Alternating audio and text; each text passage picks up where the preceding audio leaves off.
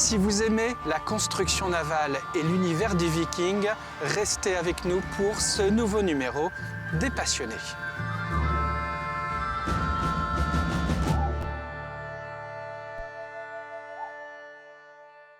Qui es-tu, Philippe? Eh bien, je suis Philippe Renaudet, président de l'association du Drakkar de Vendée. Je suis natif de Cholet, j'habite Cholet. Et comme beaucoup de Choletais, dans ma jeunesse, même si je suis encore jeune, je viens toujours en vacances au Sable régulièrement. Où j'ai découvert les sables quand j'avais 6-7 ans. Et j'aime bien l'endroit, c'est pas très loin de ma commune. Et j'ai beaucoup d'amis ici qui habitent soit là ou soit qui viennent en vacances. Donc on se retrouve régulièrement, voilà. Tu fais quoi comme boulot, Philippe? Alors je suis chargé de mission dans un groupe industriel, avec des activités qui sont en lien avec les relations institutionnelles, relations grand public, ça dépend des dossiers que j'ai à traiter, voilà. Alors, Philippe, si on est venu à ta rencontre aujourd'hui ici à l'île de l'One, ce n'est pas complètement par hasard. Alors c'est parce que toi tu es un passionné du monde des Vikings depuis ta tendre enfance. Tu vas nous le raconter. Et si nous sommes ici, c'est parce que tu es passionné par les projets et notamment par ce projet qui est en cours actuellement, qui est la réalisation, la construction d'un drakkar authentique qui ressemblait à ceux qu'on pouvait voir à l'époque dans les années 890. Ton premier rapport avec le monde viking, tu t'en souviens toi? Tu étais Déjà, tout jeune, hein? Ouais. Initialement, j'aime énormément l'histoire. C'est ma matière. C'était à l'école et ça l'est toujours ma matière préférée. Parce que quand on sait d'où on vient, on comprend mieux où on peut aller, je pense. Et il y a tellement de choses assez extraordinaires dans l'histoire que j'ai toujours aimé l'histoire. Donc.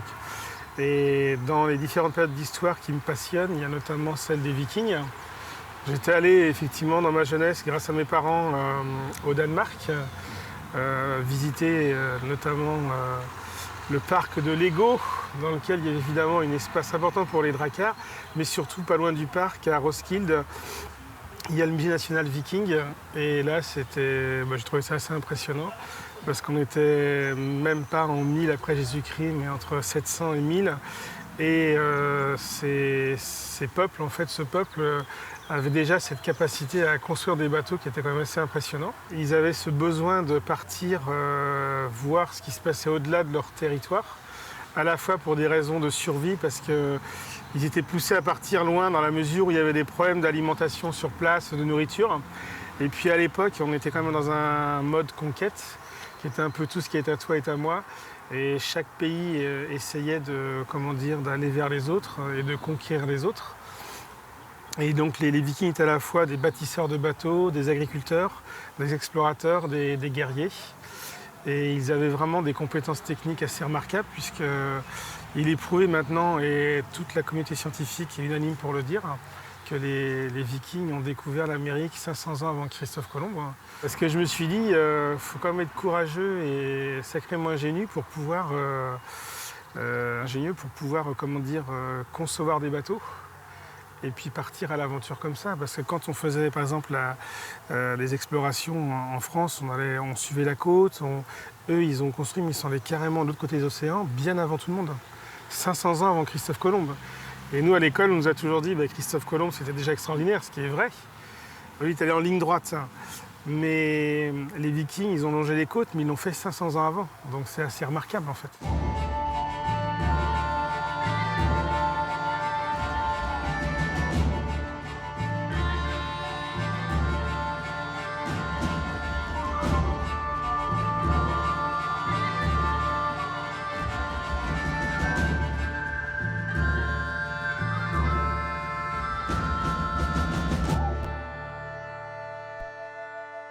Philippe, je te propose qu'on aille voir un peu ce projet fou de drakkar là, qui est en train de se monter à côté. C'est un chantier qui a démarré il y a combien de mois?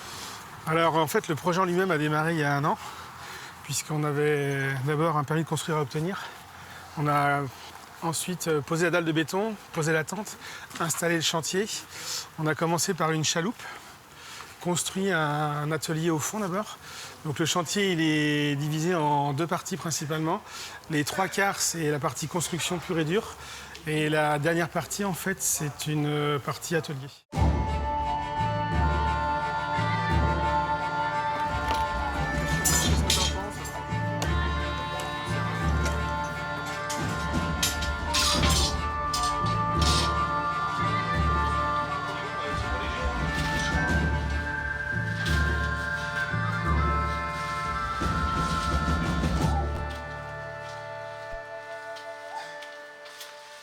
comment t'es venu ce projet un peu fou de construire un drakkar? En fait, c'était un soir, j'ai pensé, tiens, pourquoi pas faire un drakkar viking, enfin un drakkar tout simplement. J'ai appelé 2 amis, j'ai dit tiens, j'ai une idée, qu'est-ce que vous en pensez? Puis ils ont dit ouais, c'est super, on y va. C'est parti comme ça. Et après, je dirais, le projet... Surtout toi, tu es très très bricoleur, je crois. Voilà, je ne bricole pas du tout. Donc il fallait bien s'entourer. Voilà, exactement. Et en fait, le fait est que ce que j'aime bien aussi, c'est au-delà de la thématique viking. J'aime beaucoup monter des projets en partant de zéro, en créant le réseau qui va bien, en montant l'équipe qui va bien. Et puis il y avait la chance qu'on avait, c'est qu'il y avait un passé viking en Vendée, en Pays de la Loire. Ça n'avait jamais vraiment été exploité, sauf, il faut le reconnaître, par le Puy du Fou. Parce que souvent les gens disent mais pourquoi il y a un drakkar au Puy du Fou? Et en fait, parce que les Vikings sont passés par là. Donc en fonction de l'humeur qu'on peut avoir, on peut dire oui, c'était des envahisseurs, etc. Mais après, c'était aussi des explorateurs. Et puis un jour, ça s'est pacifié tout ça. Et il y a beaucoup de gens d'origine norvégienne dans l'ouest de la France, hein, surtout en Normandie, et pas que. Et je me suis dit donc c'est un projet intéressant à faire en Vendée, et parce qu'on a la zone côtière, il y a un historique, voilà. Donc après c'est parti d'une page internet sur un réseau social bien connu, et les gens ont répondu présents, notamment avec un article de presse aussi, le journal des Sables qui nous a bien aidés. Et tu es entouré de bénévoles pour mener à bien ce projet, avec derrière cet aboutissement de construction, un grand projet à suivre qui est un projet de navigation. Alors pas avec ce bébé drakkar, hein, lui qui est quasiment terminé je crois. Il est terminé, oui. Mais avec le vrai drakkar qui lui je crois fera 23 mètres de longueur. C'est ça, là on est plutôt sur 7,40 m. Ouais. Et le vrai drakkar, lui, enfin le drakkar normal fera 23,30 m de long, 5,30 m de large au mètre beau, c'est-à-dire la partie la plus large du bateau. Et en tonnage, on est sur environ 20 tonnes. Et il devrait être terminé à la fin de l'été 2023 Comme dirait l'un de mes membres, il sera terminé quand il sera terminé, mais on espère qu'il sera terminé en septembre cette année. Et après, on n'est pas à l'abri d'imprévus, parce que construire un bateau, c'est bien, mais ce que se rendent pas forcément compte les gens, c'est que c'est impossible à construire à 3 ou 4. Vous avez déjà une 50aine de partenaires, vous avez 4 écoles, parce que c'est aussi basé sur la transmission des savoirs. Et le souci, en fait, c'est que entre les écoles, les entreprises, la forêt, etc., et les imprévus techniques, il y a des choses qu'on ne peut pas maîtriser. Donc ça ne va pas forcément à la vitesse qu'on voudra aller. Ça ne va pas trop vite non plus, donc ça va au rythme que ça doit aller. Mais ce n'est pas forcément simple, donc on ne peut pas donner une date de butée, dire que ça sera fini à telle date. On espère évidemment.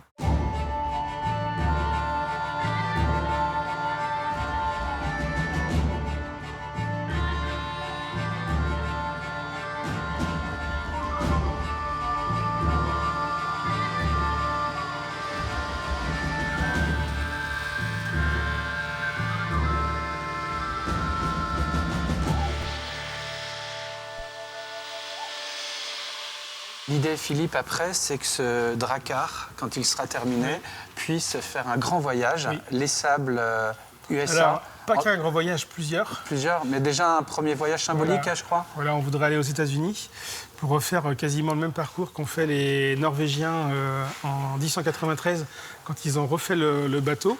Donc vous avez les plans faits ici. Et vous avez un bateau en fait, qui est capable de traverser les océans. Donc là, l'avantage, en fait, c'est que on s'est dit pourquoi pas refaire le même parcours, sauf qu'on ne partirait pas de Norvège, mais on partirait des Sables d'Olonne. On longerait les côtes anglaises, galloises, Féroé, Islande, Groenland, Terre-Neuve. On remonte le Saint-Laurent jusqu'à Chicago, où à Chicago existe le même bateau qui a été offert en 1893 par les Norvégiens à l'État américain à l'occasion de l'Expo universelle de Chicago de 1893. Et toi, j'imagine, tu ferais partie de ce voyage? J'espère en faire partie. Un voyage qui pourrait durer combien de temps? Alors, le voyage de 1893 s'est fait en 34 jours, je crois, de mémoire, ou 38 jours. Et nous, on espère faire à peu près pareil, quoi. Bon, là, c'est un peu l'idée aussi de se remettre un peu dans la peau du viking de l'époque, en naviguant sur un tel drakkar. Oui, parce qu'en fait, on partira sans assistance. On dormira à la dure, parce qu'on dormira sur le ponton. Il n'y a pas de cabine, donc c'est pas 3 étoiles, ou c'est 3 étoiles d'époque. Et ensuite, c'est quand même... on sera dans un endroit, je dirais, plus ou moins hostile, parce que l'océan, c'est pas non plus comment dire, le paradis, c'est beau, mais il y a quand même des risques. L'eau, c'est humide. Ah ben non, après ça, on est obligé d'en tenir compte, mais c'est pas, si on s'arrêtait à ça, on ne ferait pas, quoi. Bien sûr. Il y a le challenge. Quand on aime les Vikings, on aime l'aventure. C'est ça. Donc en fait, on sait très bien ce qui va nous attendre, c'est-à-dire qu'on va avoir froid, il va faire frais, parfois ça sera humide. Parfois, ce sera pas facile, et d'autres fois, ça sera formidable. Et encore une fois, c'est aussi un challenge. Donc, un challenge, eh bien, ça comporte différentes étapes, différentes épreuves, et on compte bien les réussir.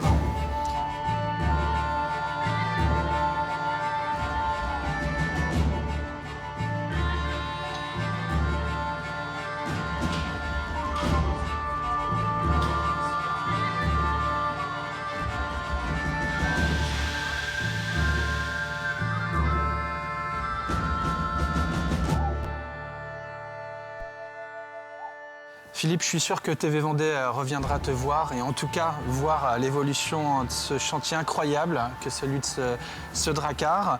Alors merci beaucoup de nous avoir fait partager cette passion pour les Vikings et nous avoir fait découvrir ce projet fou de construction de Drakkar. Nous, on se verra naturellement bientôt pour une autre émission des passionnés et ce sera toujours sur TV Vendée.